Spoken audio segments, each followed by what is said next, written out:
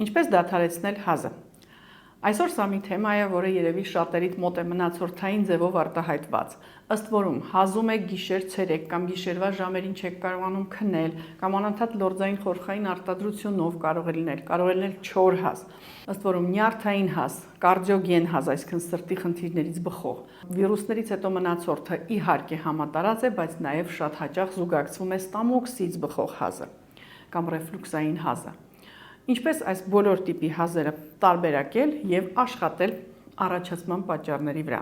Այս հարցերում օգնում ենք Aeroflex-ում։ Իհարկե կարող եմ տալ հիմա արագ օգնություն, որպեսզի ինքնուրույն տնային պայմաններում մաքրեք, վերացնեք այդ խորտարտադրության մնացորդները, բայց սա հարցի վերջնական լուծում չէ։ Սովորաբար ձեզ մոտ սպազմի մեջ է ընկնում ստոծանին, այսօր շատերը ունեն ցավեր այս հատվածներում, ըստ որում հազից հետո այնքան են թուլանում ողնաշարը, մկանները, որ կարող են արտահայտվել նաև բոլորովին այլ սիմպտոմները, օրինակ ցավ ձախակողմյան սրտի շրջանում, աղիները կիսատ աշխատեն, սրանք բոլորը լուծվում են համալիր ձևով։ Իսկ հիմա մեր խորհուրդ վարժությունը։ Հազի ժամանակ դուք անկախ ձեզանից բերանը բացում եք եւ կարճ ներշունչեր եք անում։ Խորհուրդ եմ տալիս առաջին հերթին անել մաս-մաս արտաշունչ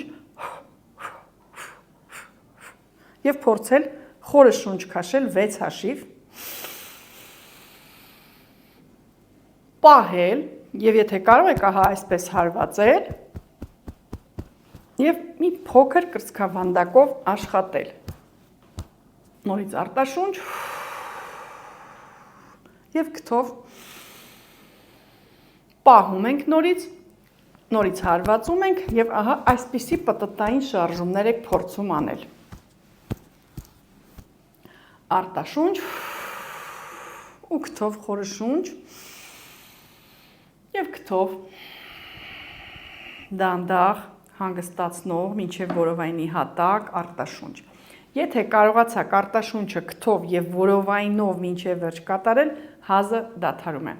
Իհարկե շատերիդ մոտ հնարավոր է սկզբում առաջանա խորխի ակտիվացում, սկսում է լորձային մասան մաքրվել, բայց սրանք բոլորը խոսում են, որ այնտեղ կար նստվածք եւ օրգանիզմը սկսում է գրագետ մաքրել այդ հատվածները։ Դիմեք Aeroflex ձեր հազի պատճառը, տեսակը որոշելու եւ վերականգնելու համար ձեր առողջությունը։